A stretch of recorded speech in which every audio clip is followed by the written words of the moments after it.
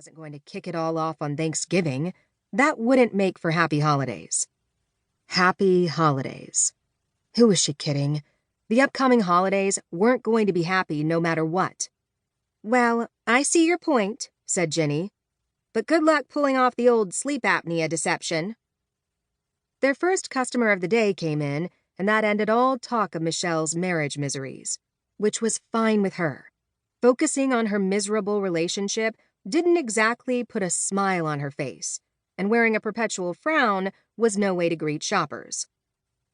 After work, she stopped at the grocery store and picked out the last of what she needed for Thanksgiving.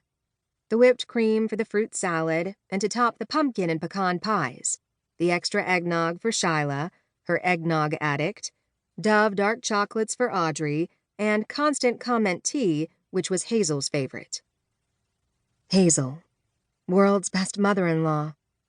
When Michelle and Max divorced, he'd take Hazel and Warren, her second parents, with him. The thought made it hard to force a smile for the checkout clerk. She stepped out of line. She needed one more thing. She hurried back to the candy aisle and picked up more dark chocolate, this time for her personal stash. Hazel and Warren were the first to arrive, coming in the day before Thanksgiving, Hazel bringing pecan pie and the makings for her famous Kahlua yams. "Hello, darling," Hazel said, greeting her with a hug. "You look lovely as always.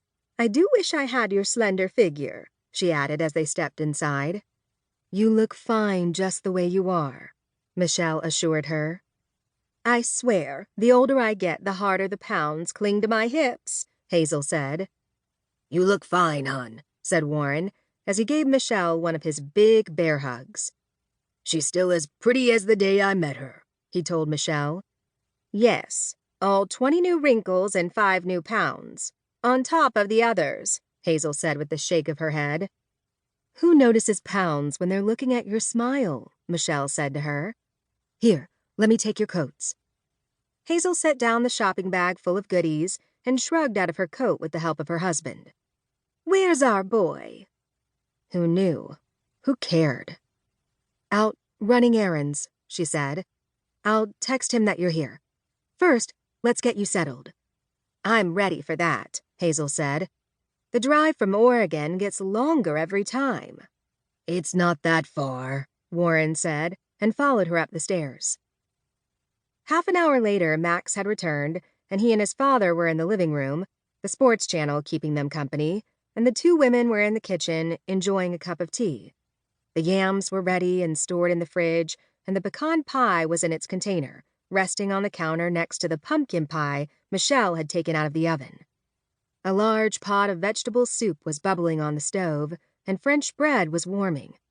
It would be a light evening meal to save everyone's tummy room for the next day's feast. "I'm looking forward to seeing the girls," Hazel said. "So am I," said Michelle. She hated that all her girls had moved so far away. Not that she minded hopping a plane to see either Audrey or Shyla. It wasn't a long flight from SeaTac International to either San Francisco International or LAX. But it also wasn't the same as having them living nearby. Julia wasn't as easily accessible, which made her absence harder to take. She'd been the final baby bird to leave the nest, and dealing with her departure had been a challenge. Perhaps because she was the last, perhaps because it seemed she grew up and left all in one quick motherly blink. College, the boyfriend, the pregnancy, marriage, then moving. It had been painful to let go of her baby, and even more so with that baby taking the first grandchild with her. Maybe in some ways, though, it wasn't a bad thing that her daughters were living in different states, because they hadn't been around to see the final deterioration of their parents' marriage.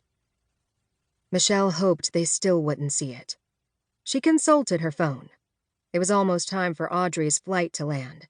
Shyla's was getting in not long after. "Audrey's going to text when they're here," she said. "It will be lovely to all be together again," said Hazel. "Family is so important." Was that some sort of message?